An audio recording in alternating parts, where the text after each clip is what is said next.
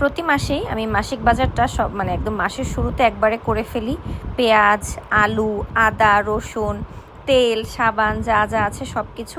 আর যেহেতু আজকে আমার ছুটি ছিল, গতকাল থেকে আমার ছুটি শুরু হয়ে গেছে, সো এবারে আমি কোরবানির আগেই আমি একদম কোরবানির মাংস রাখতে রাখতে ব্যাগ ট্যাগ যা যা লাগে সব কিছু একবারে করে ফেলেছি। তারপরে ট্রিপল যা কেনার, পোলার চাল, ডাল, মশলা সব কিছু আজকে করেছি। এরপর আবার বাজার করে আনার পর সেগুলোকে আবার মিলিয়ে মিলিয়ে দেখতে হয়। অনেক সময় দেখা যায় একবারে বাজার করলে অনেকগুলো জিনিস ওরা ভুল করে ফেলে, দেখা যায় যে ওরা বিল করে কিন্তু আসলে ঠিকমতো দেয় না, সেগুলো আবার মানে মিলিয়ে মিলিয়ে দেখতে হয়। এরপর বাজার গোছানো হয়ে গেলে আমি একটু আমার ক্ষুধা লেগে যায়, পরে আমি নুডলস রান্না করি আজকে।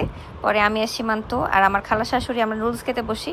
আমার না প্রাণের এই ধনেপাতা সসটা এত মজা লাগে, এটা মানে এর লাস্ট টাইম আমি মনে আরএফএল থেকে বাজার করার সময় এটা কিনছিলাম, এখনও শেষ হয় নাই, এখনও খাচ্ছি। আর আমার আজকে কেন জানি এরকম একদম এই যে একদম ওল্ড স্কুল টাইপের শুধুমাত্র ডিম দিয়ে যে নুডলসটা খায় না, ওটা খেতে খুব ইচ্ছা করছিল। ওই যে আমার চায়ের কাপ দেখা যাচ্ছে, একটু আগে চা খাওয়া শেষ করছি। আর সীমান্ত মজা হয়েছে না নুডলসটা? বলো, অনেক মজা হয়েছে।